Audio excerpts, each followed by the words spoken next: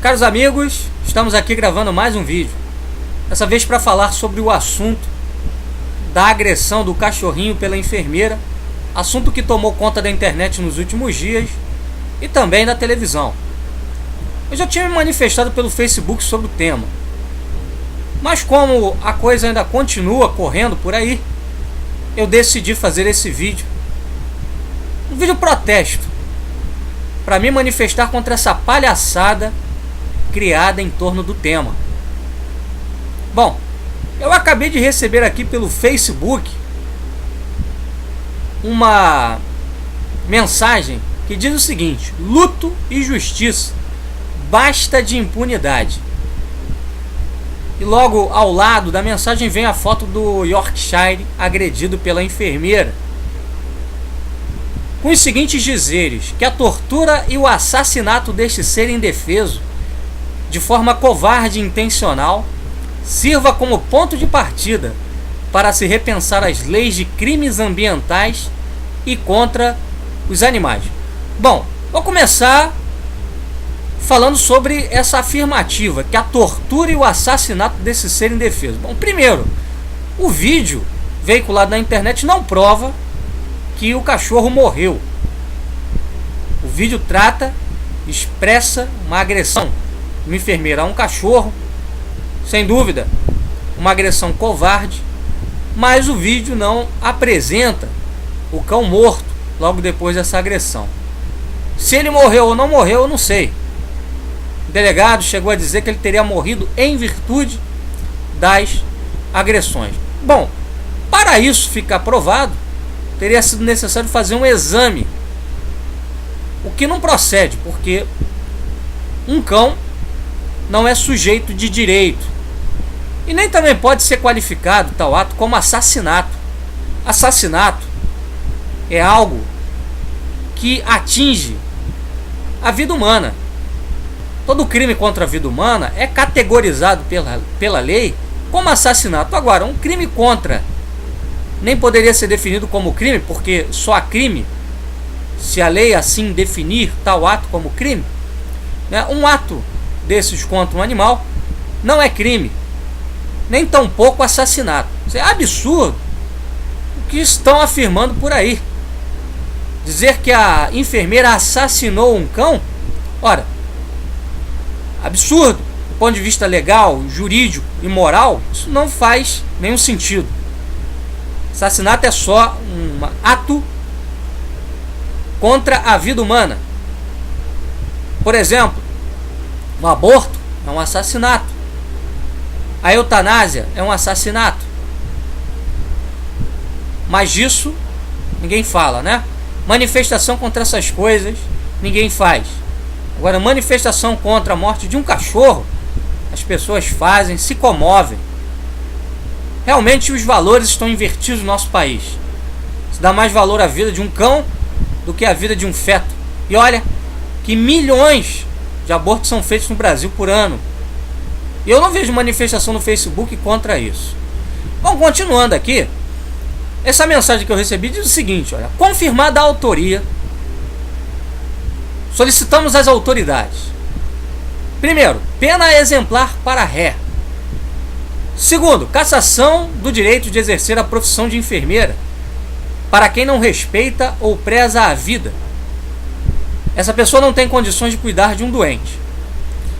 Bom, vamos falar aqui primeiro desses dois pedidos, dessas duas solicitações às autoridades. Bom, confirmada a autoria. Autoria do quê? Ela cometeu crime? Existe na lei tipificado que é crime agredir animal? Até onde eu sei, não existe nenhum crime tipificado desse tipo. Agressão animal não é tratado pelo Código Penal, ou melhor, tratada pelo Código Penal como crime. Então, confirmada a autoria do quê? Bom, segundo, pena exemplar para ré. Bom, para ela ser ré, ela teria que ter cometido algum crime e teria que estar sendo acusada de ter cometido tal crime, ser levada a julgamento e etc. Teria que ter sido montado um inquérito. Ora, nada disso existe. Em segundo lugar, o pedido de cassação do direito de exercer a profissão de enfermeira, porque ela não teria condições de cuidar de um doente porque agrediu um animal. Qual é a relação? Qual é a relação entre uma coisa e outra? Quer dizer, então, aquela pessoa que mata um animal ou agride um animal vai, consequentemente, também matar uma pessoa? É equivalente? Absurda essa afirmação, esse pedido, essa solicitação. Não se coaduna, quer dizer, o código que rege a profissão de enfermeira certamente não disciplina nada a respeito disso. Ah, olha, se você agredir um animal, então você vai perder a sua profissão de enfermeira. Isso é mais um absurdo.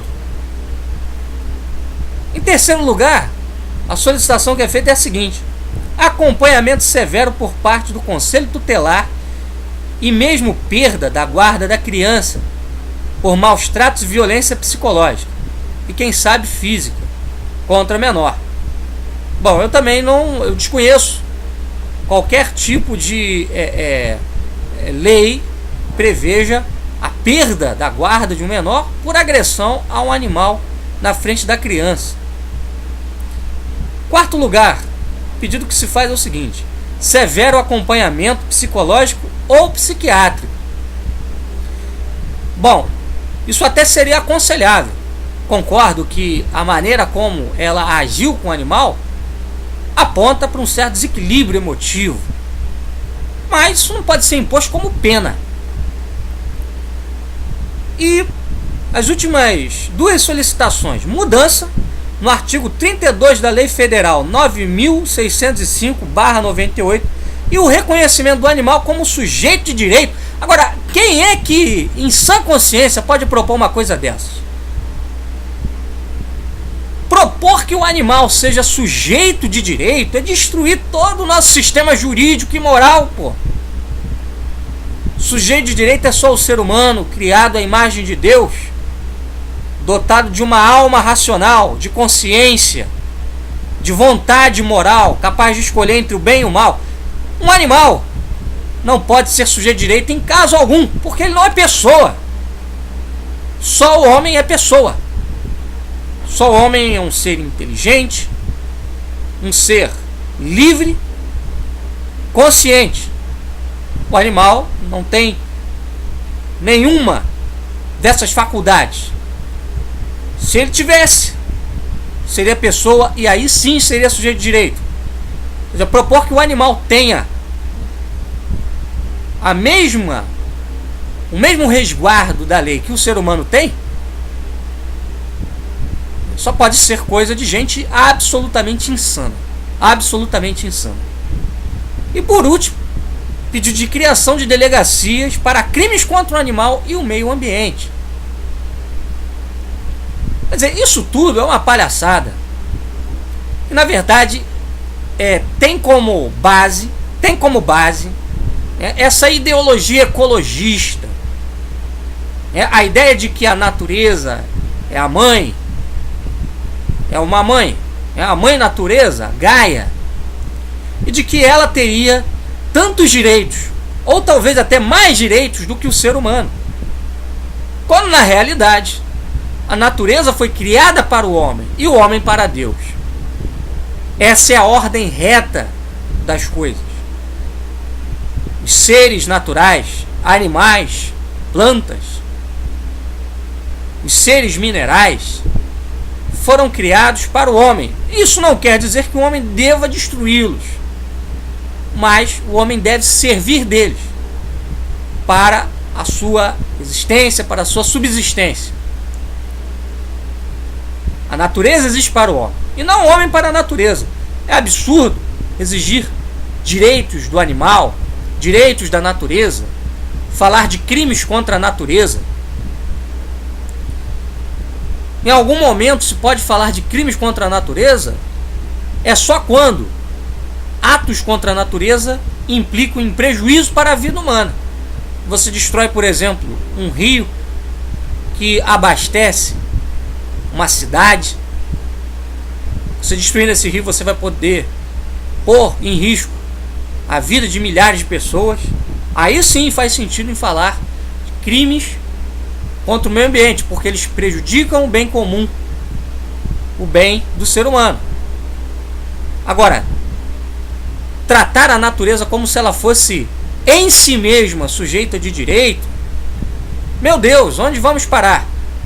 Quando eu me manifestei no Facebook, eu disse, quando as pessoas começam a tratar a vida de um animal com mais respeito do que a vida humana, quando elas se manifestam apaixonadamente contra a agressão contra um animal e não se manifestam da mesma maneira quando um mendigo é agredido por pit boys, quando um índio é incendiado por playboys de classe média alta, quando crianças indefesas são abortadas, alguma coisa está errada. Perdeu-se o senso moral, que é a base da civilização e da sociedade. O fundamento da nossa sociedade ocidental é o respeito ao homem, é o amor ao próximo e o amor a Deus. Foi assim que o nosso sistema jurídico foi construído. A nossa lei tem base judaica e cristã. Uma coisa interessante de notar é o seguinte: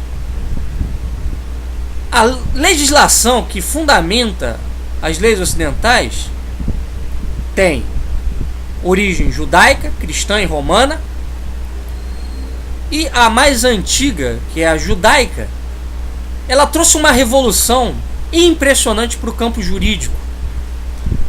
Os primeiros códigos jurídicos foram criados na Mesopotâmia, na Antiguidade, por volta do 3º milênio a.C. E todos esses códigos, eles protegiam muito mais a propriedade do que a pessoa. De maneira que um crime contra a propriedade era mais severamente punido do que um crime contra uma pessoa humana. Um roubo, a destruição de uma propriedade era mais severamente punido do que, por exemplo, um assassinato. Quando veio a lei mosaica, a lei que Deus revelou a Moisés, está presente ali nos livros do Antigo Testamento bíblico, Êxodo, Deuteronômio, Levítico, há uma mudança. O Código Mosaico coloca a pessoa humana como coloca a pessoa humana em primeiro lugar. De maneira que os crimes contra a pessoa humana são muito mais severamente punidos do que os crimes contra a propriedade. Então houve uma revolução a partir do Código Mosaico em que o homem foi colocado como centro da preocupação jurídica, preocupação da lei. Quer dizer, a lei é feita para resguardar os direitos da pessoa. O que se está propondo aqui, nessa mensagem que eu recebi, é que toda essa herança judaico-cristã e romana também seja jogada fora e se crie um novo sistema legal, jurídico, onde os direitos da natureza são igualados aos direitos humanos, ou até, possivelmente, colocados acima dos direitos do homem. De maneira que uma enfermeira poderia perder o seu cargo, a sua profissão, o seu ganha-pão, e é com ele que certamente ela sustenta a família, por causa de uma agressão a um cão. E certamente foi infeliz, mas não pode ser qualificado como crime. Nós vivemos uma época realmente de trevas. As pessoas perderam os critérios, mas nós temos que clamar alto contra isso. Se quem realmente está comprometido com a defesa da dignidade do homem, com a defesa da lei moral, não erguer a sua voz contra essa palhaçada, o risco é de que amanhã ou depois estejamos discutindo no Congresso Nacional leis que vão criminalizar até mesmo o uso da carne de animais. Vão nos impor o vegetarianismo, porque já que o animal é sujeito de direitos, então nós não poderemos mais sacrificar galinhas, vacas, bois e etc. para nos alimentar. Só poderemos nos alimentar de plantas. Brasileiros e brasileiras, vamos ficar atentos ao que anda acontecendo por aí. Fique com Deus.